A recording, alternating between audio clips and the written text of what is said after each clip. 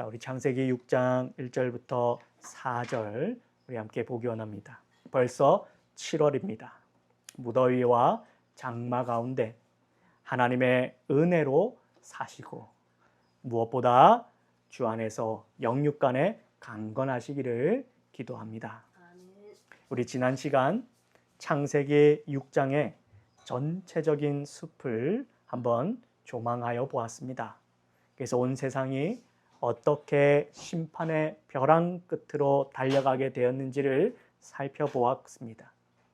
그 무서운 심판의 서막을 알리는 사건이 바로 오늘 우리가 읽은 본문 창세기 6장 1절에서 4절까지의 말씀입니다. 인류는 번성했습니다. 1절을 보면 사람이 땅 위에 번성하기 시작할 때에 라고 분명하게 기록합니다. 인구 증가와 문명의 번성은 본래 하나님이 주신 축복입니다. 창세기 1장 28절에 하나님 분명하게 약속하셨어요. 그러나 매튜 헨리 목사님은 이 본문을 주의하면서 아주 예리한 지적을 합니다. 죄악은 파급력이 있는 문둥병과 같아서 인구가 늘어나고 문명이 번성할수록 인간은 하나님의 축복을 저주로 바꾸는데 그 기회를 사용했다라는 것입니다. 문명은 발달했지만 신앙은 퇴보한 것입니다. 그리고 그 타락의 중심에는 놀랍게도 불신자들이 아닌 하나님의 아들들이라고 불리던 언약 백성들이 있었습니다. 오늘 이 말씀을 통해 우리 안에 그리고 오늘 이 한국 교회 안에 스며든 치명적인 세속화의 실체를 발견하고 회개하는 이 밤이 되기를 소망합니다. 첫 번째입니다. 누가 하나님의 아들인가? 본문 2절을 보십시오. 하나님의 아들들이 사람의 딸들의 아름다움을 보고 자기들이 좋아하는 모든 여자를 아내로 삼는지라. 여기서 아주 중요한 질문이 제기됩니다. 도대체 이 하나님의 아들들은 누구이며 사람의 딸들은 누구라는 것입니까?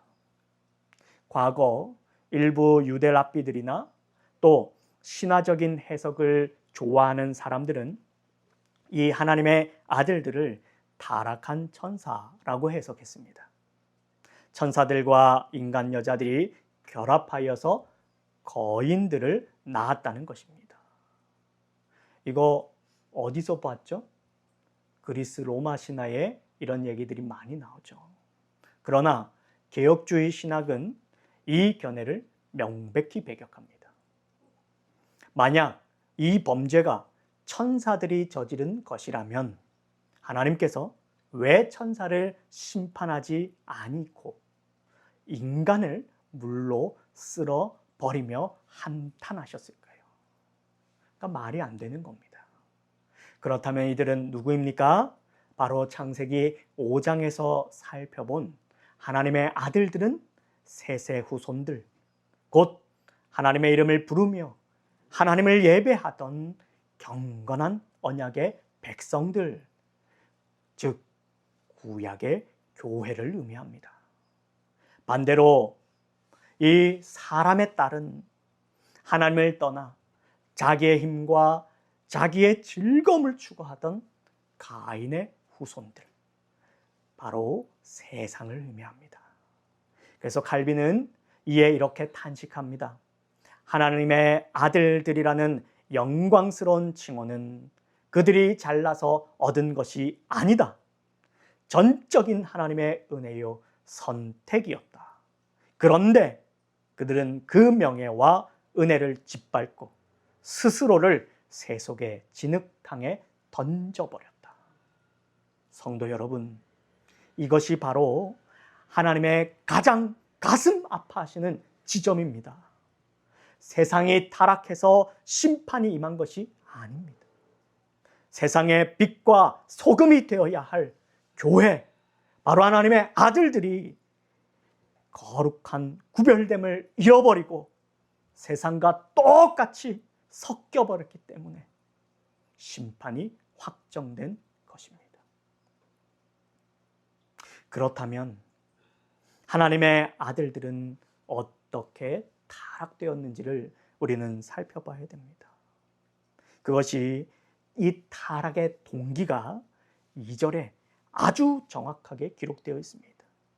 두 가지인데, 첫째로는 사람의 딸들의 아름다움을 보고, 또 둘째는 자기들이 좋아하는 모든 여자를 아내로 삼는지라. 그래서 자신들의 보는 것을 따라가고, 또 자기들의 판단과 좋아하는 그 생각과 기분을 자기 만족으로 나아가는 것을 보게 되는 거죠.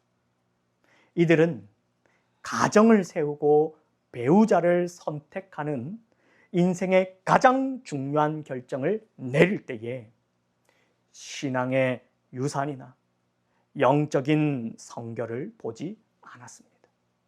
오직 외모의 아름다움, 우리는 이것을 안목의 정욕이다 이렇게 말하죠. 이것을 기준 삼았어요.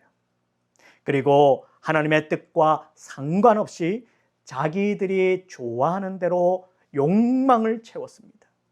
이것은 단순한 결혼 문제만을 말하는 것이 아닙니다.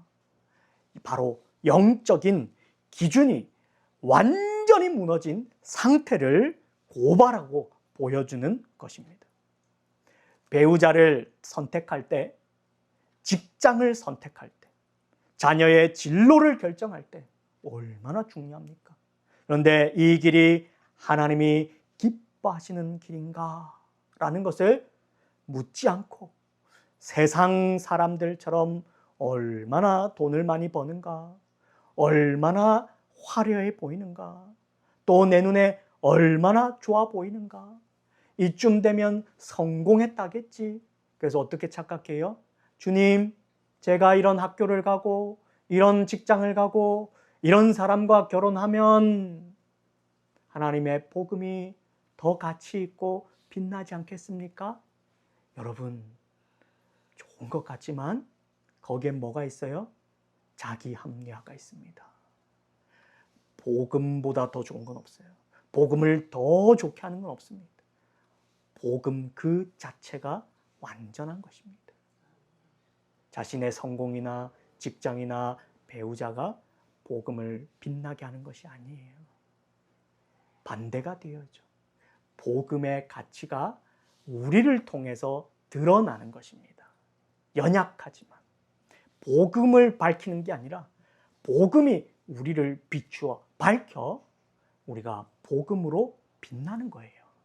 근데 사람들은 우리의 빛이 복음을 밝혀줄 거라고 착각하고 있습니다. 그러나 이거는 하나님의 기준이 아니라 세속적 기준인 것입니다. 이러한 세속에 교회가 함몰되고 침몰되고 처참하게 된 사실을 고발하고 있는 거예요.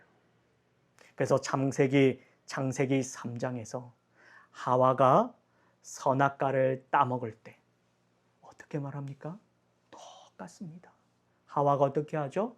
그 여자가 그 나무를 본즉 먹음직도 하고 보암직도 하고, 그러니까 하와가 그것을 보고는 어떻게 해요? 자기 판단과 자기 생각과 자기 감정으로 행동하는 거예요. 바로 하나님의 아들들이 사람의 딸들의 아름다움을 보았습니다. 영적인 눈이 멀고 육적인 눈만 밝아진 것입니다. 신앙의 테두리를 허물고 세상의 가치관과 혼혈이 된 것입니다. 이것이 성경이 말하는 가장 무서운 세속화입니다. 그래서 이러한 불신앙적이고 정욕적인 결합의 결과로 무엇이 탄생했습니까? 바로 본문 4절입니다. 함께 읽습니다.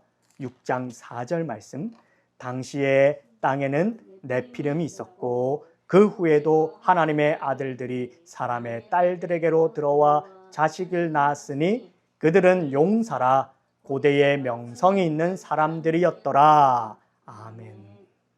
네피림이라는 자들이 등장합니다. 세상 사람들은 이들 향해 뭐라고 부르나요? 용사다. 그래서 용사란 말이 기보림이라는 기보림 용사라고 불렀어요. 또 고대 명성 있는 사람들이라고 명성이 있는 사람들이라고 했어요. 또 당대의 영웅이었다라고 이렇게 말합니다. 그래서 아주 높여서 칭송하며 높이고 있습니다. 겉보기에는 신앙인과 불신자가 결합하여 대단한 스펙을 가진 아주 성공적인 자녀들을 만들어낸 것처럼 보입니다. 그러나 여러분, 이것은 네피림이라는 단어를 그 원어의 의미를 정확히 살펴보게 되면 이 실체가 드러납니다. 이 네피림의 어근인 나팔은요, 떨어지다, 습격하다라는 뜻입니다. 이게 뭔 말입니까? 뭐가 떨어진 거예요? 떨어진다는 것은 타락하는 걸 말합니다. 이들은 타락한 자들이며 자기들의 막강한 육체적 힘으로 습격하는, 힘으로 남을 습격하여 짓밟고 폭력을 행사하는 폭군들이었다는 것입니다. 세상은 그런데 이들을 보면서 멋져, 힘이 있어. 여러분, 법을 초월하고 자기의 권력과 욕망을 향해서 거침없이 행진해가는 그 사람을 향해 세상 사람들은요, 뭐라 말합니까? 멋있어. 저게 진짜지. 그들을 향해 영웅, 그들을 향해 구세주, 그에게 무언가 있을 거라고 착각하는 것입니다. 그러면서 나도 저들과 같이 되고 싶다라고 착각하는 거예요. 여러분, 그런 게 없을까요? 여러분, 사람들은 그런 게 있습니다. 사람은요, 악에 대해서 비판하고 정죄하면서도요, 그 악을 부러워해요. 저렇게 악한데도 저렇게 부패하고 저렇게 부정하고 저렇게 나쁜데도요, 그가 부유해지고 그가 힘이 있게 되고 그에게 사람들이 모이게 되고 그가 영향력을 끼치게 되면요, 사람들은 부러워합니다. 그거를 부러워해요. 저라고 없겠습니까? 있습니다. 그러나 저는 그것을 싸웁니다. 그것을 부럽다가 아니라 그것을 거짓이라고 얘기하고 그것은 결국 끝이 있다라고 라는 사실을 알기 때문에 거기에 넘어가지 않는 거예요. 그런데 세상은 그런 자들을 향해 박수치고 그들과 같이 되고 싶다고 말하고 있는 것입니다. 그러나 하나님이 보시기에는 어떠했습니까? 이들은 하나님의 창조 질서를 파괴하고 땅에 강포를 가득 채운 심판을 재촉하는 괴물들에 불과하였습니다. 성도 여러분, 세상이 환호하는 성공, 세상이 부러워하는 명성이 하나님 앞에서는 가장 가증스러운 죄악의 열매일 수 있음을 결코 잊어서는 안 됩니다. 우리 이제 이 말씀을 종합하여서 이제 말씀을 맺겠습니다. 사랑하는 성도 여러분, 오늘날 우리 교회의 모습, 우리 가정의 모습은 어떠합니까? 우리는 하나님의 은혜로 부름받은 하나님의 아들이요 곧 하나님의 자녀인 성도입니다. 그러나 혹시 우리의 눈이 세상의 화려함에 빼앗겨 있지는 않습니까? 우리의 자녀들이 네피림처럼 세상에서 힘있고 유명한 사람이 되기만을 구하진 않았습니까? 그 영혼이 하나님을 떠나는 것은 방치하고 있지는 않았습니까? 세상이 아무리 부패했어도 교회가 거룩을 지키면 소망이 있는 것입니다. 그러나 소금인 교회가 그 맛을 잃어버리고 사람의 딸들처럼 세속의 옷을 입게 되면 세상에는 오직 하나님의 엄중한 심판만이 기다리고 있을 것이고 남겨지게 될 것입니다. 지금 우리나라는 그런 기로에 서 있는 것입니다. 오늘 이 밤 우리가 철저히 회개해야 할 것은 내 안에 들어온 세속화, 혼합주의는 없는지를 살펴야 될 것입니다. 세상의 가치관과 시각적인 정욕과 자기 소견에 옳은 대로 행하던 모든 죄악을 살피셔야 됩니다. 어디에서 우리는 이것을 내려놓을 수 있습니까? 오직 예수 그리스도의 십자가 앞에서만 가능한 것입니다. 그 십자가를 바라보고 그분의 십자가의 죽으심과 부활이 누구를 위한 것이고 무엇을 위한 것인지를 정확히 깨달을 때 우리는 그 무거운 옷과 짐을 벗어 던지게 되는 것입니다. 그러나 그것을 벗는 것만으로 되는 것이 아니에요. 그리고서는 그동안의 우리의 방향과 목적을, 존재를 바꾸는 것입니다. 바로 하나님의 아들들로서의 회복이요. 내 중심에서 하나님 중심으로 바꾸는 것이요. 내 판단과 내 고집과 내 경험과 세상의 사람들의 선호하는 즐거움을 쫓아가던 그 방향이 성경 중심으로 돌아서는 것입니다. 그래서 우리는 그 혼합주의를 버리고 회개하는 가운데에 철저히 성경제일주의자가 될 것이요. 철저하게 신본주의자로 서야 될 것이요. 그것은 바로 계시 의존 신앙으로 회복하는 것입니다. 여러분, 근데 이 말이 낯설어졌습니다. 계시 의존 신앙. 하나님의 말씀을 계시로서 의존한다. 절대적으로 의존하는 것입니다. 내가 할 수 있으면 하고 하기 싫으면 안 하는 것이 아니에요. 우리는 무율법주의나 율법주의가 아니라 율법으로서의 하나님의 뜻으로서 그 말씀을 가장 신뢰하고 높이며 신본주의로 그렇게 그 계시에 의존하여서 신앙하는 것입니다. 신앙은요, 그냥 믿고 구원받는 정도가 아닙니다. 믿고 구원받고 또한 이 땅에서 우리의 삶과 우리의 정체성과 우리의 전체가 바뀌어지는 거예요. 삶의 변화는 반드시 따라 붙는 것입니다. 그래서 웨스트민스터는 신앙에 대해서는 성경에 대해서 말할 때 신앙과 삶을 종합적으로 얘기합니다. 신앙으로 구원받습니다. 그러나 그 구원의 열매로서 복음에 합당한 삶이 함께 자리하는 것이에요. 하나님을 믿으면 하나님의 자녀답게 하나님의 기뻐하시는 뜻으로 순종하고 복종하여서 살아가는 것입니다. 이게 율법입니다. 계시 의존 신앙을 회복하셔야 됩니다. 그런데 오늘날 사람들은요, 정치관이나 이 땅의 성공의 법칙이나 이 세상의 속상임에 기준 세웁니다. 그러면서 성경을요, 격가지로 자기의 성공과 유익을 위해서 성경을 인용해서 사용해 버립니다.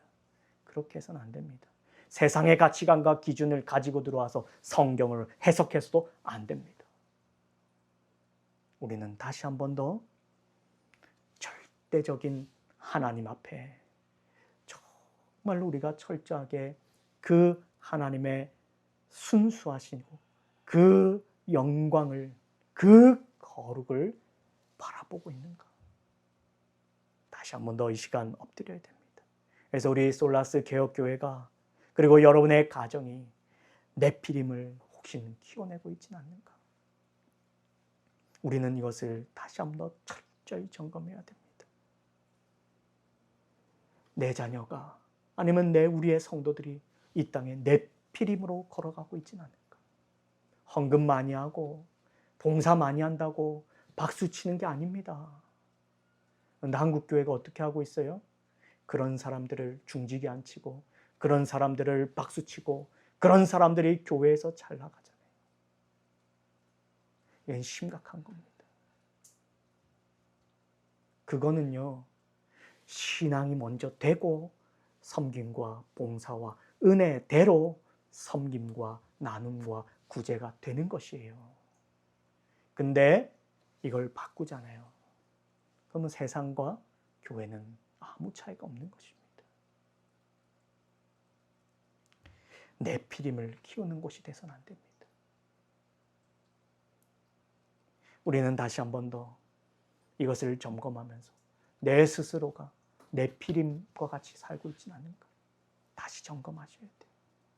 그러면서 우리의 무너진 이 예배의 단을 다시 수축하시고 거룩한 선을 다시 긋는 진정한 하나님의 아들들로 회복되기를 주 안에서 주 예수 그리스도의 이름으로 간절히 부탁을